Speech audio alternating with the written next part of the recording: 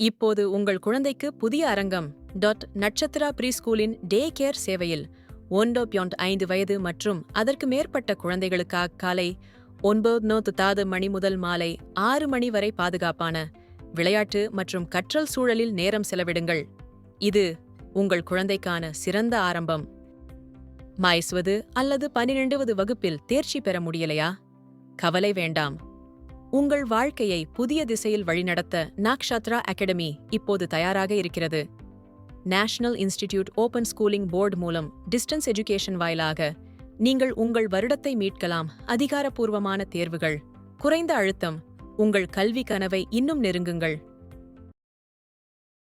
நிச்சயமாக இங்கே படியெடுத்தல் உள்ளது. உங்களுக்கு சொல்லப்பட்டது என்னவென்றால், நீங்கள் நேர்மறையான எண்ணங்களை நினைத்தால் பேரண்டம் நீங்கள் விரும்புவதை உங்களுக்கு அனுப்பும். நீங்கள் காத்திருக்க வேண்டும், நம்ப வேண்டும். மேலும் உங்களது இருவு போதுமானதாக இருந்தால் நீங்கள் விரும்புவது தோன்றுமென்று நம்ப வேண்டும். இது கவர்ச்சி விதியின் கட்டுக்கதை. மேலும் இது வலிமை அளிப்பதாக தோன்றினாலும் இது பெரும்பாலும் மக்களை விரக்தியிலும் காத்திருக்கவும் சந்தேகிக்கவும் வைக்கிறது. ஆனால் மற்றொரு விதி உள்ளது. அது மிகவும் நேரடியானது, மிகவும் சக்தி வாய்ந்தது மற்றும் எல்லையற்ற வேகமானது. நெவில் கோடாட் இதை அனுமான சட்டம் என்று அழைத்தார். நீங்கள் இந்த சட்டத்தை புரிந்து கொண்டவுடன் நீங்கள் மீண்டும் வெளிப்பாட்ட இற்காக காத்திருக்க மாட்டீர்கள் என்பதால் இறுதிவரை என்னுடன் இருங்கள். நீங்கள் அதை உடனடியாக எப்படி பெறுவது என்று தெரிந்து கொள்வீர்கள். இங்கே உண்மை இருக்கிறது. இந்த வீடியோவின் முடிவில் அனுமான சட்டம் கவர்ச்சி விதியை விட வேகமாக ஏன் வேலை செய்கிறது, மேலும் உங்கள வாழ்க்கையில் முடிவுகளைப் பெற அதை இன்று எப்படி பயன்படுத்தலாம் என்பதை நீங்கள் சரியாக அறிவீர்கள்.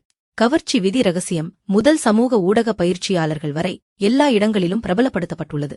இது பொதுவாக 3 படிகளில் விவரிக்கப்படுகிறது. நீங்கள் விரும்புவதில் கவனம் செலுத்துங்கள், நேர்மறையாக இருங்கள், பிரபஞ்சம் வழங்குவதற்காக காத்திருங்கள். ஆமாம், இங்கு உண்மை இருக்கிறது. உங்கள் கவனம் உங்கள் யதார்த்தத்தை வடிவமைக்கிறது. ஆனால் இங்கேதான் பொறி இருக்கிறது. பெரும்பாலான மக்கள் அவர்கள் விரும்புவதை இன்னும் பெறாததால் காட்சிப்படுத்துகிறார்கள். அவர்கள் இன்னும் நம்பாததால் உறுதிப்படுத்துகிறார்கள். அவர்கள் காத்திருக்கிறார்கள், ஏனெனில் அவர்கள் தங்கள் விருப்பத்திலிருந்து பிரிந்ததாக உணர்கிறார்கள். அப்ப என்ன நடக்குது? அவர்களின் ஆழ் மனதில் நான் இன்னும் அதை வைத்திருக்கவில்லை என்று தொடர்ந்து கிசுகிசுக்கிறது. நான் அதை ஈர்க்க வேண்டும், நான் அங்கே இல்லை. அந்த குறைபாட்டின் அதிர்வு எல்லாவற்றையும் மெதுவாக்குகிறது. ரயில் நிலையத்தில் நின்று தண்டவாளங்களை பார்ப்பது போல் ரயில் வேகமாக வரவேண்டும் என்று விரும்புகிறது. நீங்கள் ஒவ்வொரு கணமும் காத்திருக்கும்போது அது இங்கே இல்லை என்ற உண்மையை நீங்கள் வலுப்படுத்துகிறீர்கள். ஆனால் நான் உங்களுக்குச் சொன்னால் என்ன செய்வது? ரயில் ஏற்கனவே இங்கே இருந்தது. நீங்கள் ஏற்கனவே அதில் இருப்பதாக நீங்கள் கருத வேண்டும். அங்கிருந்துதான் அனுமான சட்டம் தொடங்குகிறது. நெவில் கோடாட் ஒரு தீவிரமான ஒன்றை கற்பித்தார். நீங்கள் விரும்புவதை நீங்கள் ஈர்க்கவில்லை, நீங்கள் உண்மையாக இருக்க வேண்டும் என்று நீங்கள் கருதுவதை நீங்கள் ஈர்க்கிறீர்கள். அனுமான சட்டம் உங்களை நோக்கி விஷயங்களை இழுப்பது பற்றியது அல்ல. அது ஏற்கனவே அவர்களிடம் இருப்பதை குறிக்கிறது. நான் அன்பை விரும்புகிறேன், அதை ஈர்க்கிறேன் என்று சொல்வதற்கு பதிலாக நான் ஏற்கனவே அன்பாகவும் தேர்ந்தெடுக்கப்பட்டதாகவும் போற்றப்பட்டதாகவும் கருதுகிறேன் என்று நீங்கள் கூறுகிறீர்கள். நான் செல்வத்தை விரும்புகிறேன் என்பதற்கு பதிலாக நீங்கள் கருதுகிறீர்கள், நான் ஏற்கனவே ஏராளமாகவும் பாதுகாப்பாகவும் செழிப்பாகவும் இருக்கிறேன். நீங்கள் வித்தியாசத்தை உணர்கிறீர்களா? கவர்ச்சி விதி உங்களை காத்திருக்க வைக்கிறது. அனுமான சட்டம் உங்களை ஆக்குகிறது. மாற்றத்திற்காக எதிர்பார்ப்பது பற்றியல்ல, அது அடையாளத்தை பற்றியது. மேலும் அடையாளம்தான் ஆழ்மனதில் மிகவும் சக்தி வாய்ந்த சக்தியாகும். இதனால்தான் அனுமானம் வேகமாக வேலை செய்கிறது. ஏனென்றால் உங்கள் ஆழ்மனதில் ஒரு புதிய அடையாளத்தை ஏற்றுக்கொண்டால் யதார்த்தம் உடனடியாக வளைகிறது. அனுமான சட்டம் மின்னல் வேகத்தில் நகர்வதற்கு 3 முக்கிய காரணங்கள் உள்ளன. 1. ஆழ்மனம் வாதிடாது. உண்மையா பொய்யா என்பது உங்கள் ஆழ்மனதை பொருட்படுத்தாது. அது மீண்டும் மீண்டும் அனுமானங்களை மட்டுமே ஏற்றுக்கொள்கிறது. நான் துரதிர்ஷ்டசாலி என்று நீங்கள் கருதினால் அது உங்களை சரியாக நிரூபிக்கும். நான் காந்த சக்தி கொண்டவன் என்று நீங்கள் கருதினால் அது உங்கள் நடத்தை, உங்கள தேர்வுகள் மற்றும் மற்றவர்களின் எதிர்வினைகளை மாற்றி அதை உறுதிப்படுத்தும்.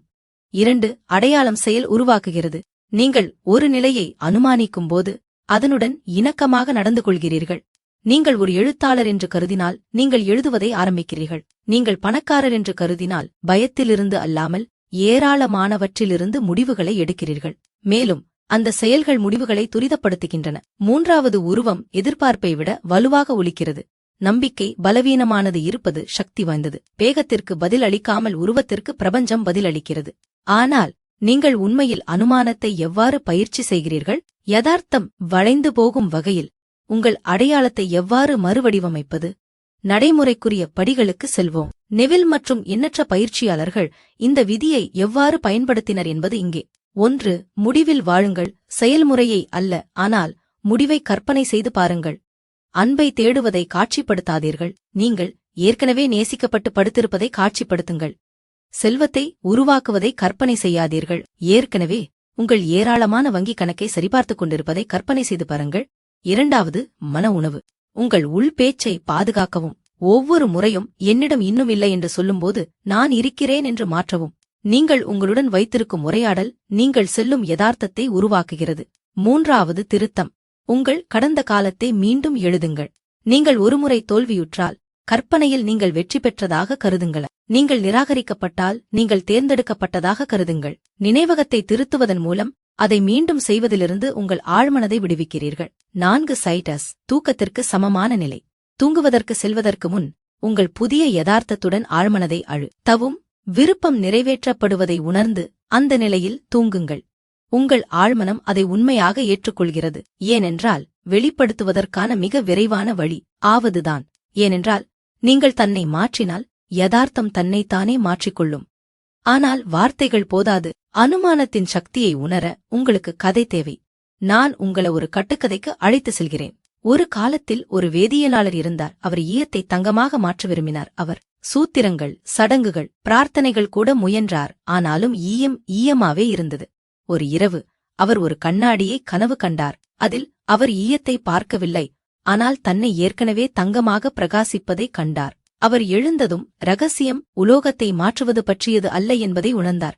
அவர் தங்கமாக மாறுவதைப் பற்றியது. அவர் அந்த அனுமானத்தை வைத்தவுடன் அவர் தொட்ட அனைத்தும் மதிப்புமிக்கதாக மாறியது. உலகம் ஏற்கனவே அவர் என்னவாக மாறியிருந்தாரோ அது பிரதிபலிக்கத் தொடங்கியது உள்ளே. இது அனுமானத்தின் விதி. தங்கம் தோன்றுவதற்காக நீங்கள் காத்திருக்கவில்லை, நீங்கள் தங்கமாக மாறுகிறீர்கள். அல்லது ஒரு நடிகர் ஆடிஷனுக்குள் செல்வதை கற்பனை செய்து பாருங்கள். ஒரு நாள் இரவில் என்னை அவர்கள் விரும்புவார்கள் என்று நம்புகிறேன் என்று கூறுகிறார். நான் அந்த பாத்திரத்தை ஈர்க்க முயற்சிப்பேன்.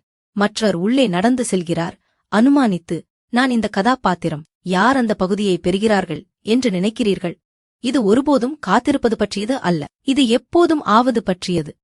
ஏனென்றால் வெளிப்படுத்துவதற்கான மிக விரைவான வழி ஆவதுதான். நீங்கள் ஏராளமானவை, அன்பு, நம்பிக்கை ஆகியவற்றை அனுமானித்தால் பிரபஞ்சம் அந்த உண்மைக்கு வளைகிறது. ஈர்க்க இன்னொரு நாள் காத்திருங்கள். அனுமானத்தில் அடியெடுத்து வைக்கவும், இருப்பதில் அடியெடுத்து வைக்கவும். ஏனென்றால் உலகம் உன்னை விட்டு பிரியாது, அது உங்கள் உணர்வின் பிரதிபலிப்பாகும். எனவே நான் உங்களிடம் கேட்கிறேன், இன்று நீங்கள் என்ன அனுமானிக்கிறீர்கள்? நீங்கள் அமைதியாக இருக்கும்போதும் நீங்கள் என்ன அடையாளத்தை எடுத்து செல்கிறீர்கள்? நீங்கள் குறைபாட்டை அனுமானித்தால் நீங்கள் குறைபாட்டையே வாழ்வீர்கள். இந்த வீடியோ உங்களுக்கு பயனுள்ளதாக இருந்தால் ஒரு லைக் கொடுங்கள். உங்கள் நண்பர்களுடன் பகிரவும். மிக முக்கியமாக எங்கள் சேனலை சப்ஸ்கிரைப் செய்ய மறக்காதீர்கள்.